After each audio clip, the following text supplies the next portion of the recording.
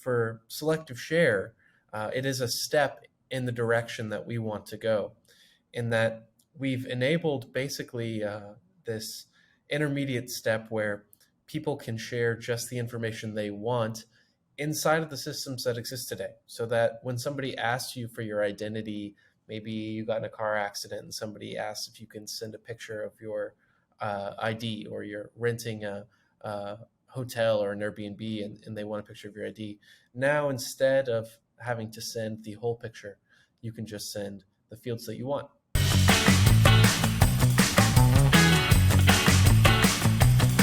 Hello, everybody, and welcome to a new episode of Future Proof, our podcast where we provide insights into the world of digital identity and discuss GlobaliD product updates, company news, and more. Today, we're once again joined by Trey Steinhoff, our product marketing director at GlobaliD, who's going to talk with us about a really cool new feature in the GlobaliD app called Selective Share. How are you doing, Trey? I'm doing well, man. I'm excited to keep rolling out new updates faster and faster here. Yeah, same. Seems like we got a good rhythm going. To start, let's just dive into exactly what this new Selective Share feature is. Most of us have been asked to share a copy of our ID online. A common example is when you buy alcohol online through a company like DoorDash, they require you to upload a photocopy of your ID to their app in order to verify your age. But it could be a number of other things as well. But now with Selective Share from GlobaliD, you can just send the specific fields from your ID that someone needs to see rather than having to share the entire document. So why don't you give us some more details on this feature and tell us exactly how it works in the app? Sure, absolutely. So I think the important context to remember here is that GlobaliD and in general and the identity world is kind of in limbo right now.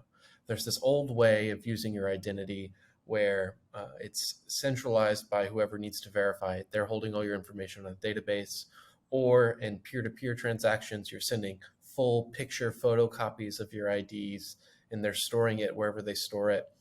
And until we get to the verifiable credentials world where everybody is using verifiable credentials that are compatible with zero knowledge proofs and are privacy preserving, we have to take incremental steps to make identity a little bit more private, a little bit better for individuals. And so for Selective Share, it is a step in the direction that we want to go, in that we've enabled basically this intermediate step where people can share just the information they want inside of the systems that exist today. So that when somebody asks you for your identity, maybe you got in a car accident and somebody asks if you can send a picture of your ID, or you're renting a hotel or an Airbnb and they want a picture of your ID. Now, instead of having to send the whole picture, you can just send the fields that you want. And so it's a nice step, and I'm happy to give you like a little preview if you want. Yeah, I think that would be great. Why don't you go ahead and show us how it works? Cool, awesome. So I have a little mock-up here. This is just in Figma, but it's live on the app right now. So if you have the app, you can see it. But I've put it into Figma so I could blur out all of my personal information. So if you're inside the GlobaliD app, inside the identity wallet, you would just click on the ID that you have been asked to share, that you want to share with someone. You would put in your PIN code for security to make sure that it's you. And then you would have your identity document here, so you can see my full legal name, you can see basic information about me. And here in the top right corner, you can press share, and you're going to be presented with three options. And so we'll talk about the bottom two options a little bit later on, but right now we're going to focus on Selective Share. So as you can see, it says only share the ID fields that you choose.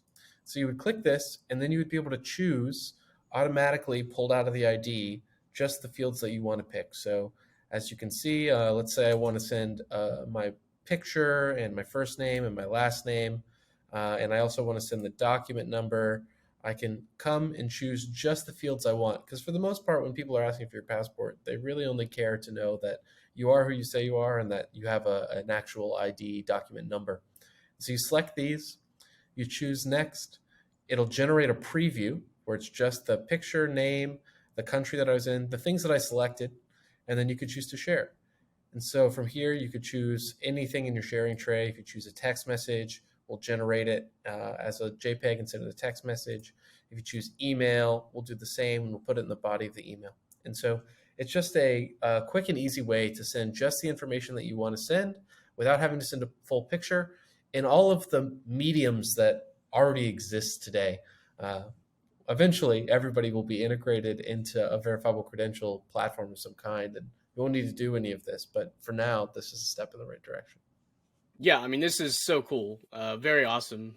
To put it bluntly, and kind of just to reiterate what we've said already, this is a really big deal because it actually gives you the ability to control how much of your identity information someone can see, rather than you just being forced to give it all away. Um, are there any other specific use cases or examples that come to mind where this might be handy? I mentioned buying alcohol online earlier. Is there anything else that you believe Selective Share can help people with right now? Yeah, absolutely. I mean, there are so many times in our lives where you're asked to share an ID of some kind, right? So I mentioned if you need to swap ID for some kind of insurance reason, or if you need to rent an Airbnb, a lot of times that interaction is happening not through those platforms, but instead you're sending an ID directly to the host. Then it's on them to do whatever they're going to do with your ID. Maybe they delete it, maybe they don't. Maybe they sell it on the dark web or something. And so there's plenty of interactions where this matters.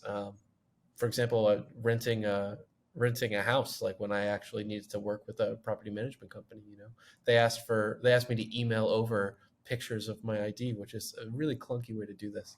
And so, any of these interactions in your daily life that are peer to peer are really the best time to use this.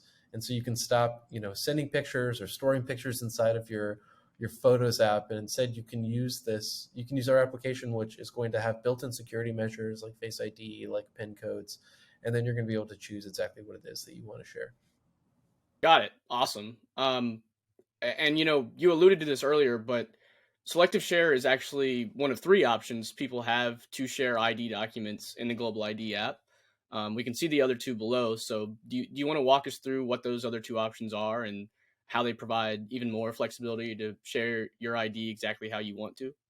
Yeah, for sure. I mean, like I said, we're in this limbo world where sometimes you're going to be able to use a digital document, sometimes you're not. Sometimes somebody might say, no, no, no, we must have the picture of your identity. So we wanted to make sure that people still had all the options that they would otherwise have, just to make sure that this identity works in the world and meets the moment, right? So if you want to, you can actually share a full digital ID that is all of the information that's contained inside of the ID. And if you scroll down, you'll actually have the pictures that were used to validate this ID as well as the selfie.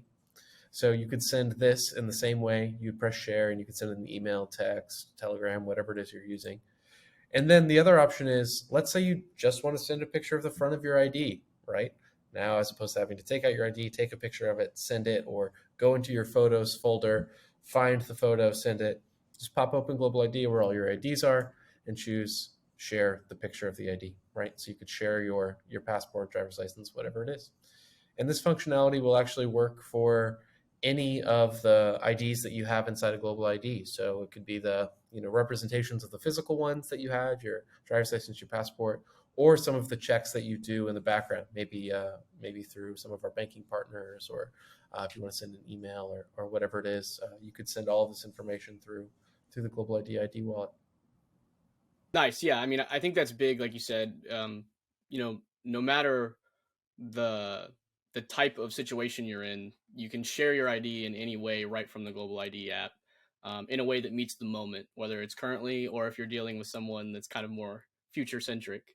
Um, and that kind of goes to something else that you alluded to earlier. While this is a big deal and it's another step towards a lot of really cool things that we're working on at GlobaliD.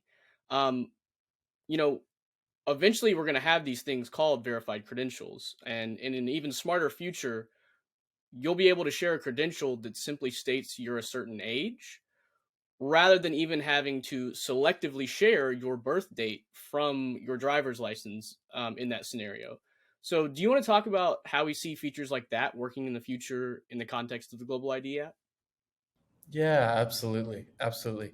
So again, it's kind of comes back to this idea of user centricity. So, we're noticing the proliferation of verifiable credentials across the board, not just at Global ID, but some of the big tech providers, many different large enterprise companies and banks are working on verifiable credentials projects, and it all comes back to how does the end user manage these credentials, and how do they consent to share when they need to.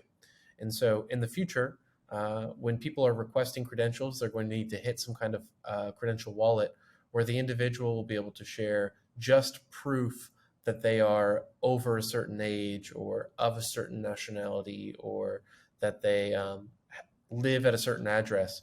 Without actually sharing the information, the person requesting it can know for certain that it is true because of the way in which the verifiable credentials resolve and are evident if anything has changed or been altered inside of the credential. And so, again, it's a similar concept of a user-centric wallet with consent built in, and the verifier in this case being able to know something programmatically in the future. Yeah, I mean that's going to be really exciting, and I can't wait for us to get there. But in the meantime, this is really cool, and this is a big deal for us, and it really is again another step towards being able to give the user as much privacy as possible, and still being able to you know uh, meet the moment and confirm their identity or confirm something about their identity until we get to that ideal future that we're talking about. So Trey, again, congrats to you and the rest of us here at the Global ID team. This is another great product that we've brought to life, and I can't wait for us to be able to share even more with people down the road. And thanks to everybody for watching. You can visit the App Store or Google Play Store to download the latest version of the Global ID app today. You can also find a download link in the description of this video. And we hope you'll join us next time, and we'll see you soon. Thanks, Kevin.